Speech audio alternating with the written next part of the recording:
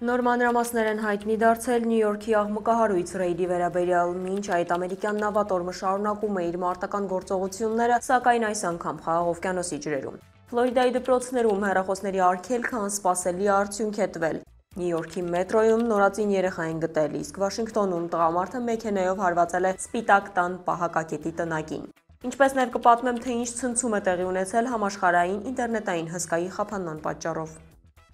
Ինչպես հասկացաք, այսօրվա թեմաները դիտարժան եւ բազմաբնույթ են, սակայն ինչպես միշտ ամենահետաքրքիրը թողել ենք հաղորդման վերջում։ Կպատմեմ, թե ինչու է Նյու Յորքը համարվում աշխարհի սիրտը, որտեղ քաղաքականությունը, բիզնեսը, արվեստը եւ ամենօրյա կյանքը միահյուսվում են մի տեղում։ Մի խոսքով պատմելու եմ Նյու Յորքի ամենահետաքրքիր առանձնահատկությունների մասին, այնպես որ դիտեք մեր հաղորդումը մինչև վերջ։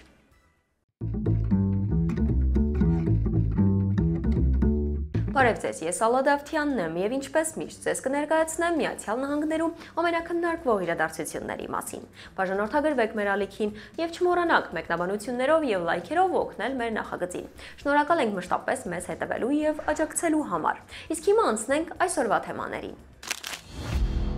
ԱՄՆ իշխանությունները խստացրել են անվտանգության միջոցառումները Ֆլորիդայի Մար-ա-Լագոյի տարածքում, այն հայտարարելով մշտապես սահմանափակված օդային գոտի։ Այժմ Դոնալդ Թրամփի բնակավայրի վրայով եւ դրա շուրջ արգելված է ցանկացած թռիչք, լինի դա քաղաքացիական, զբոսաշրջային կամ անօդաչու սարքերով։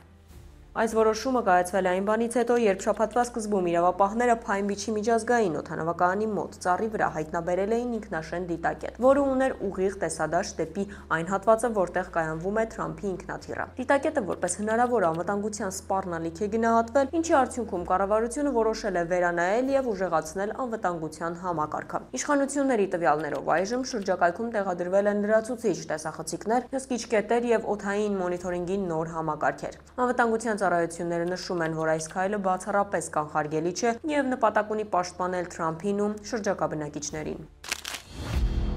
Նյու Յորքի մետրոյում մի կին թողել է իր նորածին երեխային, դեպքը տեղի է ունեցել 34-րդ փողոց Penn Station կայարանում առավոտյան ժամին։ Նորածին աղջիկը, ով վերմակի մեջ փաթաթված է եղել, տեղափոխվել է հիվանդանոց եւ այժմ գտնվում է կայուն վիճակում։ Ոստիկանությունը հրապարակել է կասկածյալի լուսանկարներն ու տեսանյութը։ Մի քանի ժամ անց կինը Քուինսի 30-ամյա բնակչուհին հայտնաբերվել եւ ձերբակալվել է։ Նա մեղադրվում է երեխային լքելու եւ կյանքը վտանգելու մեջ։ Իշխանությունները հիշեցրել են, որ Նյու Յորքում գործում է օրենք, որն անվանում են ապահով ապաստան, եւ այն թույլ է տալիս ծնողներին առանց պատասխանատվության ենթարկվելու մինչեւ 30 օրական նորածնին հանձնել հիվանդանոց կամ ոստիկանության բաժին, ապահովելով նրա անվտանգությունը։ Այսօր ավելի շատ մանրամասներ են հայտնի Նյու Յորքում տեղի ունեցած աղմկահարույց ռեյդի վերաբերյալ, որի մասին հաղորդել էինք երեկվա մեր թողարկման ընթացքում։ Հիշեցնեմ, որ իրավապահները երեքշաբթի օրը իրականացրել էին խոշոր գործողություն, որը ուղղված է եղել փողոցային անօրինական առևտրի դեմ։ Ռեյդը տեղի է ունեցել Մանհեթանի Canal Street-ում, Chinatown-ի հայտնի հատվածում, որտեղ սովորաբար զբոսաշրջիկների հոսքի հաշվին հարյուրավոր վաճառականներ զբաղվում են փողոցային առևտրով։ Տեսանյութերում երևում է, թե ինչպես են զինված եւ դիմակավորված գործակալները ձերբակալում վաճառականներին, իսկ այդ ընթացքում բարկացած անցորդները փորձում են խոչընդոտել նրանց։ Իրավիճակի պատճառով դեպքի վայրում խուճապ է առաջացել։ Փակվել է երթևեկությունը, ինչը դրդել է ներքին անվտանգության նախարարության զրահապատ մեքենաներին շարժվել դեպի քաղաքի կենտրոնական փողոցներ եւ ել ավելի բորբոքել իրավիճակը։ Իշխանությունների տեղեկացմամբ գործողությանը մասնակցել են միաժամանակ մի քանի դաշնային կառույցներ։ Նրանց հայտարարությամբ անօրինական առևտուրը վերացնելու եւ հասարակության անվտանգությունը Նյու Յորքում ապահովելու համար նման լայնածավալ գործողությունները շարունակական բնույթ են կրելու։ Ամերիկյան ծովամարտը շարունակվում է։ Պաշտպանության նախարարը հաստատել է, որ ամերիկյան զինված ուժերը հարավային Ամերիկայի Խաղաղօվկիանոսյան ափերի մոտ հոկտեմբերի 21-ին ոչնչացրել են հերթական նավը, որը ենթադրաբար թմրանյութեր էր տեղափոխում։ Լատինական Ամերիկայի կարտելների դեմ սկսված ռազմական ուժերի կենտրոնացումից հետո սեպտեմբերից ի վեր սա արդեն 8-րդ նման գործողությունն է։ Նախորդ հարվածները հիմնականում իրականացվել էին Ատլանտյան օվկիանոսի Կարիբյան ծովում, մինչդեռ այս անգամ գործողությունը տեղափոխվել է Խաղաղօվկիանոսյան գոտի։ Հեքսեթը հայտնել է, որ օպերացիան իրականացվել է նախագահ Թրամփի հրահանգով եւ ուղղված էր ամերիկյան իշխանությունների կողմից որպես ահաբեկչական խմբավորում ճանաչված կազմակերպության դեմ։ Թե կոնկրետ որ խմբի մասին է խոսքը նախարարը չի հստակեցրել, սակայն նշել է, որ նրանք այնքան վտանգավոր են, որքան Ալ-Քաիդան։ Մեր հետախուզության տվյալներով նավը մասնակցում էր անօրինական բեռնափոխադրումների, շարժվելով հայտնի թմրանյութերի թուղով եւ իր ներսում տեղափոխում էր մեծ քանակությամբ անօրինական թմրանյութեր, գրել է Hexet-ը։ Նրա խոսքով նավի վրա գտնվել են 2 նարկոտերորիստներ, որոնք ոչնչացվել են գործողության ընթացքում։ Այն բանից հետո, երբ Ֆլորիդայի դպրոցներում ուսուցիչներն ու իշխանությունները արգելել են դասերի ընթացքում բջջային հեռախոսների օգտագործումը, նկատվել է ուսումնական առաջադիմության աճ եւ բացակայությունների նվազում։ Ինչպես նշում է ազգային տնտեսական հետազոտությունների բյուրոն, այս փոփոխությունը արդեն արդյունք է տվել։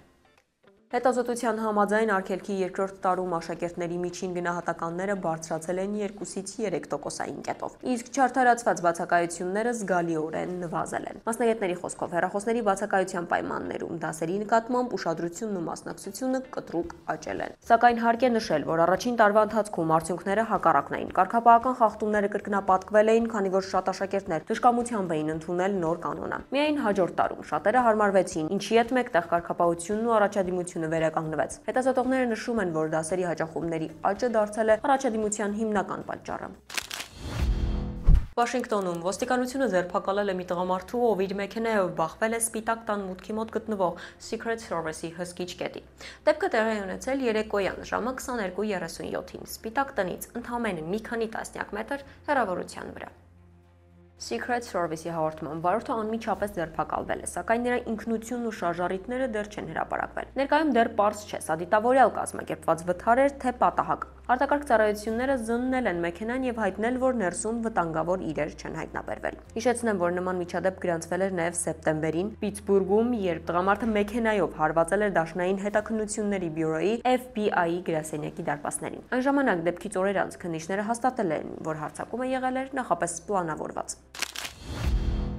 Թրամփը կոչ է արել ամերիկացի անասնաբույծներին նվազեցնել տավարի մսի գները, նշելով, որ հենց իր վարչակազմի սահմանած մաքսատուրքերի շնորհիվ ոլորտը ներկայում գտնվում է վերելքի փուլում։ Ես սիրում եմ մեր անասնաբույծներին, բայց նրանք չեն հասկանում, որ այն ամենը, ինչ ունեն այսօր, հնարավոր է դարձել իմ ներդրած մաքսատուրքերի շնորհիվ, այդ թվում Բրազիլիայի համար սահմանված 50% հարկի շնորհիվ, իր սոցիալական էջում գրել է նախագահը։ Նա հավելել է, որ արտադրողները պետք է գնային զիջումների, ընդգծելով, որ սպառողների շահերը մնում են իր առաջնահերթությունը։ Հուսամ, որ մոտակա շաբաթների ընթացքում գների նվազումը ավելի ակներև կլինի։ Ամսի 21-ին տեղի ունեցած խափանման պատճառով աշխարհը կարելի է ասել մի քանի ժամով կանգ էր առել։ Պատճառը ամենամեծ տեխնոլոգիական հարթակներից մեկի Amazon Web Services-ի զանգվածային խափանումն էր։ Խոսքը միայն Amazon-ի առևտրային հարթակի մասին չէ։ Հիմա ավելի լավ կպատկերացնեք, թե ինչի մասին է։ Ըստ New York Post-ի մի քանի ժամվա ընթացքում դադարեցին աշխատել ամբողջ աշխարհի McDonald's-ի պատվերների համակարգը, Բրիտանիայի կառավարության կայքերը, ինչպես նաև համաշխարհային կարևորագույն 50 հարթակներ։ Միլիոնավոր ընկերություններ մի քանի ժամով չէին կարողանում մուտք գործել իրենց տվյալների բազաներ։ Խափանումը դարձավ մարդկության թվային կախվածության մասին դաժան հիշեցում։ Փաստացի, ամբողջ աշխարհը բառացիորեն հենված է 3 տեխնոլոգիական հսկաների վրա՝ Amazon, Microsoft եւ Google։ Երբ կանգ է առնում մեկը, խափանվում է տասնյակ համակարգեր, տնտեսությունից մինչև պետական կառույցներ։ Մասնագետները զգուշացնում են, եթե նման միաժամանակյա վթար տեղի ունենա 2 կամ 3 հարթակում, կարող է սկսվել իրական տնտեսական եւ տեղեկատվական ճգնաժամ։ Տեխնիկական պատճառը դեռևս պարզ չէ։ Փորձագետները չեն բացառում ծրագրային սխալը, հնարավոր կիբերհարձակումը եւ անգամ արեգակնային պայթյունի ազդեցությունը։ Այս միջադեպը հստակ ցույց տվեց, որ մենք ապրում ենք անպային համակարգերի դարաշրջանում, որտեղ մեր տվյալները պատկանում են ոչ թե մեզ, այլ կորպորացիաների։ Եվ եթե սա ընդհանրապես փորձնական անջատում էր, ապա դժվար է պատկերացնել, ինչ կկատարվի, երբ մի օր իսկապես սկսվի թվային խավարի դարաշրջանը։ Մինչև թողարկման մյուս նորություններին անցնելը, տեսնենք, թե ինչ է հրապարակվել մեր Facebook-յան էջում։ ԱՄՆ նախագահ Դոնալդ Թրամփը կտրականապես հերքել է The Wall Street Journal-ի հաղորդած տեղեկությունը, ըստ որի Վաշինգտոնը Ուկրաինային թույլ է տվել հեռահար հրթիռներ օգտագործել Ռուսաստանի տարածքում։ Թրամփը հայտարարել է, որ այդ հրապարակումը ամբողջովին ֆեյք է եւ որ Միացյալ Նահանգները ոչ մի կապ չունի Ուկրաինայի կողմից կիրառվող հրթիռների հետ, անկախ ծագումից կամ օգտագործման եղանակից։ Նա ընդգծել է, որ Վաշինգտոնը չի մասնակցում Ուկրաինայի ռազմական գործողություններին եւ որ նման որոշում երբևէ չի ընդունվել։ Լաս Վեգասում կբացվի աշխարհում առաջին Retro Escapes անունը կրող ժամանցային թեմատիկ պարկը, որը այցելուներին կտեղափոխի անցյալ դարաշրջանի 1950-ականներից մինչև 1990-ականները։ Այստեղ կլինեն թեմատիկ տարբեր գոտիներ, խաղեր, ռեստորաններ, կենդանի ներկայացումներ եւ անգամ ապագայի գոտի Tomorrow Zone։ Նախագիծը ստեղծում է Disney-ի եւ SeaWorld-ի հայտնի ճարտարապետական թիմը, իսկ կենտրոնում լազերային եւ հրավառության շոուների հետ միասին կտեղադրվի երիտասարդության ձայներ անվանումը ստացած ցայտաղբյուր։ Տեսլան հայտնել է իր պատմության ամենաբարձր երամսյակային եկամտի մասին, սակայն շահույթը նվազել է մաքսատուրքերի եւ ծախսերի աճի պատճառով։ Ընկերությունը ներկայացրել է ավելի էժան Model Y եւ Model 3 տարբերակներ, պահանջարկը պահելու համար, բայց վերլուծաբանները զգուշացնում են շահույթի նվազման վտանգի մասին։ Տեսլան շարունակում է պատրաստվել 2026-ի իր Cybercab ռոբոտ տաքսու եւ Semi բեռնատարի արտադրությանը։ Եթե ձեզ հետաքրքիր են նման նորությունները եւ ցանկանում եք մշտապես լինել տեղեկացված, ապա անպայման հետևեք մեր Facebook-յան էջին։ Մենք ամեն օր ձեզ համար պատրաստում ենք կարևոր եւ վստահելի տեղեկատվություն, հակիրճ, պարզ ու հետաքրքիր ձևով։ ԱՄՆ ֆինանսների նախարարությունը հայտարարել է Ռուսաստանի խոշոր նավթային ընկերությունների Rosneft-ի եւ Lukoil-ի դեմ ուղղված նոր պատժամիջոցների մասին, ինչպես նշված է նախարարության հաղորդագրությունում, այս քայլի նպատակը ռուսական էներգետիկ ոլորտի սահմանափակումն է։ Նախագահ Թրամփը հաստատել է պատժամիջոցների կիրառումը, ընդգծելով, որ դրանք պետք է ուժեղացնեն ճնշումը Ռուսաստանի վրա եւ Մոսկվային ստիպեն համաձայնել հրադադարի պայմաններին։ Նրա խոսքով այս միջոցները միտված են կանգնեցնել պատերազմը եւ վերադարձնել կայունությունը Եվրոպա։ Սպիտակ տունը պարզաբանել է, որ սահմանափակումները ներառում են ֆինանսական գործարքների, ներդրումների եւ առևտրային մատակարարումների արգելքներ, հատկապես էներգետիկ արտահանման ոլորտում։ Ռուսաստանի տնտեսության նկատմամբ նոր պատժամիջոցները դարձել են Թրամփի վարչակազմի ամենախիստ քայլը։ Իլոն Մասկը հայտարարել է, որ ապագայում մարդկանց այլևս պարտադիր չի լինի աշխատել, քանի որ ամբողջ արտադրական եւ ծառայողական համակարգը կանցնի ռոբոտների եւ արհեստական բանականության կառավարման ներքո։ Նրա այս հայտարարությունը հետևել այն լուրերին, որ Amazon-ը ծրագրում է մինչև 2033 թվականը ավտոմատացնել իր աշխատանքային գործողությունների 75%-ը, ինչը կնշանակի ավելի քան 600,000 աշխատատեղերի ռոբոտներով փոխարինում։ Արհեստական բանականությունն ու ռոբոտները կզբաղեցնեն բոլոր աշխատանքները։ Մարդը կաշխատի միայն եթե ինքը ցանկանա։ Դա նույնն է, ինչ տանը բանջարեղեն աճեցնելը, չնայած որ կարող ես այն պարզապես գնել խանութից, գրել է Մասկը։ Ներգաղթի ծառայությունների կողմից հղիության ընթացքում կալանավորված բազմաթիվ կանայք հայտարարել են, որ դաշնային կալանավայրերում չեն ստացել անհրաժեշտ բժշկական խնամք եւ հարմարություններ։ Նրանք բաց նամակ են հղել նախագահ Թրամփի վարչակազմին, պահանջելով դադարեցնել հղի կանանց բանտարկումը։ Նամակը ստորագրել են միգրացիոն իրավունքների պաշտպան կազմակերպություններն ու մի քանի դեմոկրատական ներկայացուցիչներ։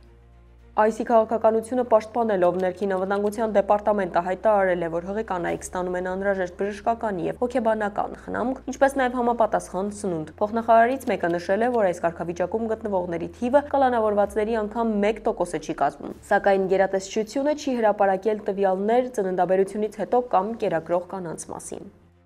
Որոշ կանայք պատմել են, որ նրանց ձեռնաշղթայով են տեղափոխել, մեկուսացրել օրերով եւ սահմանափակել ջուրն ու սնունդը, իսկ մի քանիսը կորցրել են երեխաներին։ Անցնենք հաջորդ թեմային։ ԱՄՆ իշխանությունները հայտնել են, որ ապօրինի ներգաղթյալների նկատմամբ սահմանված տուգանքների ընդհանուր գումար արդեն գերազանցել է $10 միլիարդ։ Ներքին անվտանգության նախարարության նոր ծրագիրը նպատակ ունի ֆինանսական մեթոդներով խթանել ներգաղթյալների ինքնակամ հայրենիք վերադարձը։ Ծրագրի մեկնարկից հետո ուղարկվել է ավելի քան 30,000 տուգանային ծանուցում, որոնց ընդհանուր գումարը կազմել է շուրջ $9.5 միլիարդ։ Ներգաղթյալներին առաջարկվում է հատուկ հնարավորություն CBP Home հավելվածի միջոցով գրանցվել ինքնակամ հեռացման համար եւ դրա դիմաց ստանալ $1,000 պարգևավճար ու անվճար ավիատոմս, միաժամանակ պահպանելով ապագայում օրինական վերադարձի հնարավորությունը։ ԱՄՆ-ում ընտանիքի համար նախատեսված առողջապահական ապահովագրությունը այս տարի հասել է գրեթե $27,000, ինչը վերջին տարիների ընթացքում ռեկորդային ցուցանիշ է։ Դա նշանակում է, որ գործատուների տրամադրած ապահովագրությունների գները արդեն 3-րդ տարին անընդմեջ աճում են։ Ուսումնասիրության տվյալներով ընտանիքի ապահովագրական պլանների միջին արժեքը բարձրացել է 6%, այսինքն մոտ $1,400, ինչը կրկնակի գերազանցում է գնաճի մակարդակը։ Միջին հաշվով աշխատողները վճարում են մոտ $6,850, իսկ մնացած գումարը հոգում են գործատուները։ Այսօր ԱՄՆ-ում մինչև 65 տարեկան բնակչության մոտ 154 միլիոն մարդ օգտվում է հենց այս համակարգից։ Փորձագետները նշում են, որ ապահովագրության գնաճի հիմնական պատճառներն են դեղորայքի գների աճը, առողջապահական ծախսերի բարձրացումը եւ քրոնիկ հիվանդությունների տարածվածությունը։ բնակչությունը։ Հատկապես թանկ դեղամիջոցները Wegovy եւ The Pound, որոնք լայնորեն օգտագործվում են քաշի նվազեցման համար, զգալիորեն ազդում են ապահովագրական ծրագրերի արժեքի վրա։ Ասում են, եթե կարողանաս հաջողության հասնել Նյու Յորքում, կկարողանաս ամենուր։ Այստեղ ամեն անկյուն ունի իր պատմությունը։ Մետրոյի հին կայարաններից մինչև Central Park-ի ծառերի ստվերները։ Նյու Յորքը պարզապես քաղաք չէ, դա կենդանի օրգանիզմ է, անընդհատ շնչող ձայնի ու կյանքի հոսքի մեջ։ Նյու Յորքը Միացյալ Նահանգների ամենաբնակեցված քաղաքն է, ավելի քան 8 միլիոն բնակչությամբ։ Այն տարածված է Ատլանտյան օվկիանոսի ափին, Հուդսոն գետի բերանին։ Քաղաքը բաղկացած է 5 շրջաններից՝ Մանհեթեն, Բրուքլին, Քուինս, Բրոնքս եւ Սթեթեն Այլենդ։ Յուրաքանչյուրն ունի իր կերպարը։ Մանհեթենը համաշխարհային ֆինանսական կենտրոն է, Wall Street-ով ու ՄԱԿ-ի շտաբով, իսկ Բրուքլինը արվեստի ու մշակույթի կենտրոն։ Քուինսը բազմազգ համայնքների հզոր խառնուրդ է, որտեղ խոսում են ավելի քան 160 լեզվով։ Բնությունը Նյու Յորքում զարմանալի կերպով համադրված է քաղաքային ճարտարապետության հետ։ Central Park-ը աշխարհի ամենահայտնի քաղաքային այգիներից է իր 340 հեկտար տարածքով։ Այստեղ կարելի է քայլել լճերի շուրջ, վարձել նավակ կամ պարզապես դիտել, թե ինչպես են բարձր շենքերի միջից ծագում արևի ճառագայթները։ Իսկ քաղաքի ծայրամասերում կարելի է հասնել Անդիրոնդակ եւ Կացկիլ լեռների արգելոցներին, իսկական բնության շնչով։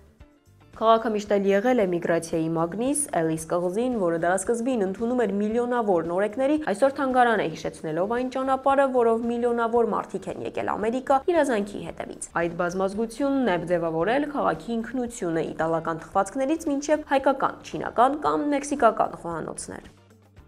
Նյու Յորքի տնտեսությունը համարվում է աշխարհի ամենամեծերից մեկը։ Այստեղ է գտնվում Նյու Յորքի ֆոնդային բորսան, աշխարհի ամենաազդեցիկ ֆինանսական կենտրոնը։ Քաղաքում կենտրոնացած են մեդիահսկաներ CNN-ը, NBC, New York Times-ը եւ հարյուրավոր նորաստեղծ տեխնոլոգիական ընկերություններ։ Նյու Յորքը նաեւ համաշխարհային նորաձևության մայրաքաղաք է։ Fashion Week-ը ամեն տարի հավաքում է հազարավոր դիզայներների ու լուսանկարիչների ամբողջ աշխարհից։ Քաղաքական առումով Նյու Յորքը համարվում է ամենաառաջադեմ եւ լիբերալ քաղաքներից մեկը։ Տասնամյակներ շարունակ դեմ են կանգնել միգրացիոն սահմանափակումներին եւ պաշտպանում են բազմազանությունը։ Այստեղ են ծնվել նաեւ բազմաթիվ նախագահներ եւ քաղաքական գործիչներ, այդ թվում Դոնալդ Թրամփը, ում բիզնես կայսրությունը ձևավորվեց հենց Մանհեթենում։ Նյու Յորքում կան նաև տարօրինակ օրենքներ։ Օրինակ Մանհեթենում դեռ պաշտոնապես արգելված է պատշգամբից կահույք նետելը, իսկ Բրուքլինում երբեք չպետք է բանկա բացել կիրակի օրը։ Այդ արգելքը դեռ մնացել է հին քաղաքային կանոններից, որոնք փորձում էին սահմանափակել կիրակնօրյա աղմկոտ զբաղմունքները։ Կոնեյ Այլենդում օրենքով արգելված է զբոսնել լողազգեստով, առանց վերնաշապիկի։ Թեև այս օրենքներից շատերն այսօր չեն կիրառվում, դրանք հիշեցնում են քաղաքի անցյալի յուրահատկությունը։ Նյու Յորքի մշակութային կյանքը անսահման է։ Բրոդվեյի թատրոնները, Մետրոպոլիտեն թանգարանը, ջազի ակումբները, Street Art-ը եւ իհարկե քաղաքի խորհրդանիշ Ազատության արձանը։ Այն բարձրանում է նավահանգստի մուտքի մոտ որպես ազատության ու հույսի խորհրդանիշ։ Քաղաքը երբեք չի քնում։ Գիշերային լույսերը, մետրոյի աղմուկը, փողոցային երաժիշտները եւ սննդի բեռնատարները ստեղծում են այն վիբրացիան, որը Նյու Յորքը դարձնում է ոչ միայն քաղաք, այլև երևույթ։ Եթե մի օր գտնվեք Նյու Յորքում, կանգնեք Times Square-ի կենտրոնում, փակեք աչքերը եւ լսեք քաղաքի ձայնը։ Դա աշխարհի սիրտն է, բաբախող, կենդանի եւ երբեք չհանգչող։ Մենք բարձր ենք գնահատում ձեր ակտիվությունը, կարդում ենք բոլորիդ նամակներն ու մեկնաբանությունները։ Մեզ աջակցելու համար պարզապես բաժանորդագրվեք մեր YouTube-յան ալիքին։ Եթե դեռ չեք հասցրել դիտել մեր նախորդ թողարկումը, ապա կարող եք անցնել հենց այս հղումով։ Կհանդիպենք վաղը, ինչպես միշտ, 5:30-ին։ Շնորհակալություն։